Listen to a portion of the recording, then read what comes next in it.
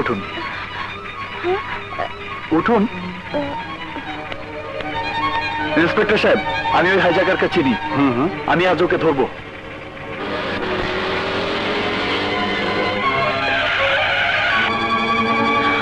ধরা মনে পড়ে গেলাম তোর শালা।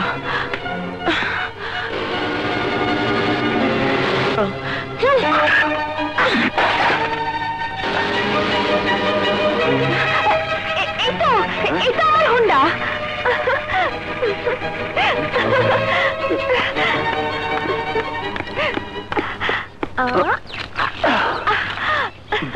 তোমাকে অনেক ধন্যবাদ।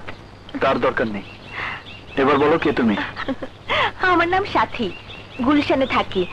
আমার বাবা একজন ব্যবসায়ী। আমার নাম রাসেল। আজ তোমার জন্য আমি হোন্ডাটা ফিরে পেয়েছি।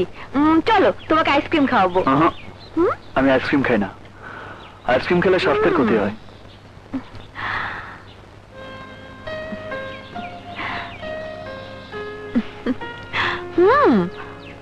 বডির যত্ন নাও না?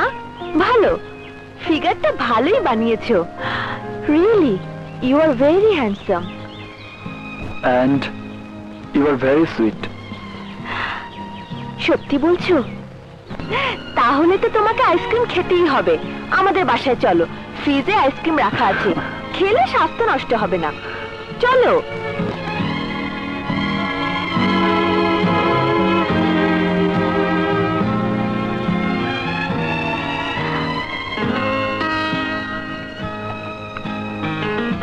সত্যি তোমার চোখের দিকে চেয়ে থাকলে কেমন যেন লাগে।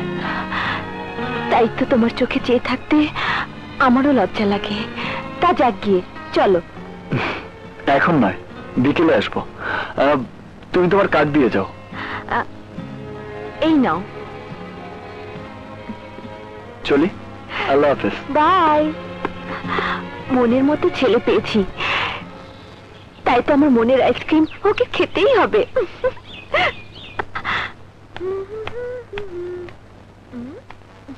নগদ, এই নগদ। শোন,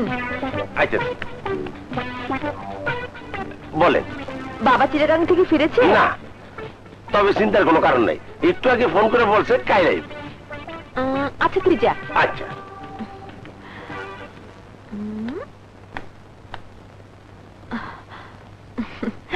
ভালোই হলো বাবা বাড়িতে নেই। রাসেল এলে মন খুলে কথা বলতে পারবো। ওকে আমার ভীষণ ভালো লেগেছে। যদি আমাকে ওর ভালো লাগে। ও মা, আমাকে তোর ভালো লেগেছে বললো? হ্যাঁ, ওর চোখে সুন্দরী মানেই তো আমাকে ওর পছন্দ হয়েছে। আর ভালোবাসা প্রেম তো, আসুক ওকে আমার প্রেমে ফেলে দেব। এমন লোক দেখাবো যেন আমার প্রেমে পাগল হয়ে যায়। তার আগে বাড়িটা খালি করতে হবে। নগদ, নগদ, নগদ। তুই না সিনেমা দেখতে চেয়েছিলি? জি, দেখতে তো চাইছিলাম, কিন্তু দেখতে দিলেন কই? শুধু কাম আর কাম। তাছাড়া আপনি তো জানেন সিনেমা দেখতে টাকা পয়সা লাগে। আপনি তো জানেন আমি চুরিদারি করি না। আচ্ছা তো ঠিক আছে, ঠিক আছে। এই নে টাকা। তুই আজ ইভিনিং ও নাইট শো দুটোই একসাথে দেখে আসবি। আপামনি, একমাত্র আপনি আমার এই বাড়িতে নগদ নামের মূল্যায়ন করলেন। দেখি একটু সালাম করি। না থাক, আপনি আমার বয়সে ছোট, তবে আপামনি আমি খুব খুশি। আমি খুব খুশি। আসি। আসুক, আমার প্রেমে একেবারে কাট করে ঠান্ডা আইসক্রিমের মতো ঠান্ডা করে দেব।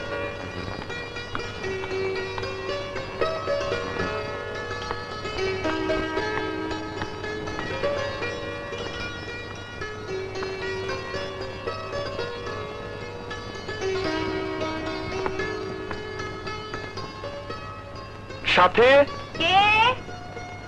আমি রাসেল। তুমি এসেছো? হ্যাঁ।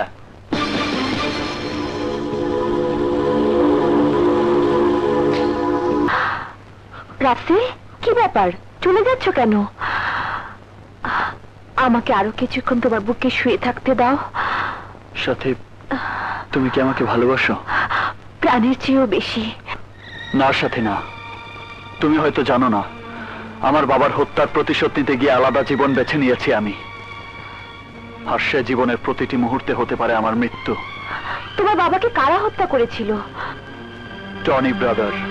তাহলে টনি ব্রাদারের বিরুদ্ধে আমি ওই যুদ্ধে তোমার সাথী হতে চাই। কেন? আমার বড় ভাই তমালের মুখে টনি ব্রাদারের নাম অনেকবার শুনেছি। নেশায় আসক্ত করে টনি তাকে দলে টেনে নিয়েছিল, কিন্তু ভাইয়া বাবার কথায় যখন তার দল ছেড়ে দিতে চাইলো, তখনই টনি ব্রাদার নৃশংসভাবে খুন করে আমার ভাইয়াকে।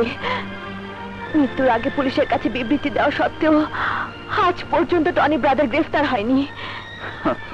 টনিকে খুঁজে বের করতে হলে আইনের সাহায্য নেওয়া অর্থহীন, কারণ আইনের লোকই প্রত্যক্ষ বা পরোক্ষভাবে তাকে সাহায্য করে যাচ্ছে। কারেক্ট। আর তাই তোমার সাথী হতে চাই।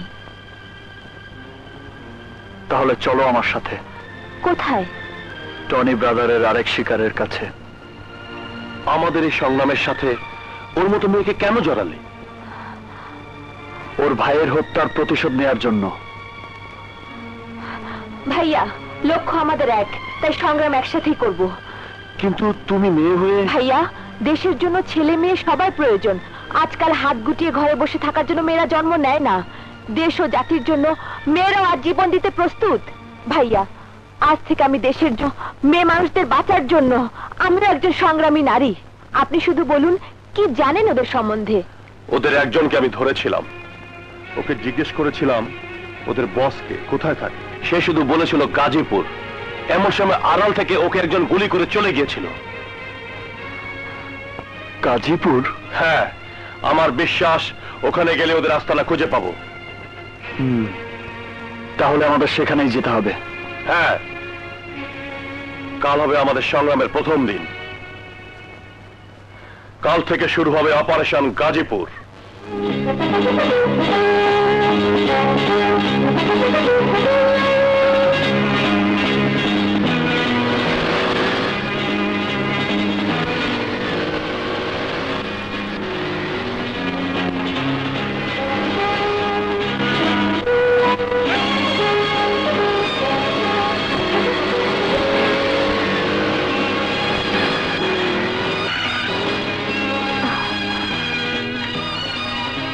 রাসেল, তোমরা এইদিকে যাও আর আমি এদিকে যাচ্ছি। আর শোনো, প্রতিটি জায়গায় খোঁজ নিয়ে দেখবে টনি ব্রাদারের কোনো সন্ধান পাও কিনা। আর সন্ধ্যার আগে আমরা এখানে এসে মিলিত হব। আচ্ছা, ঠিক আছে, যাও কি বাই। সব ঠিক মতো হয়ে যাবে। ঠিক আছে, আরে চলেন না, আগে যাই তো। আজকে খুব মজা হবে না রে? আজকে বিকেলে কিন্তু মার্কেটে যাব। এই দাঁড়া, কি কথা বলিস না কেন?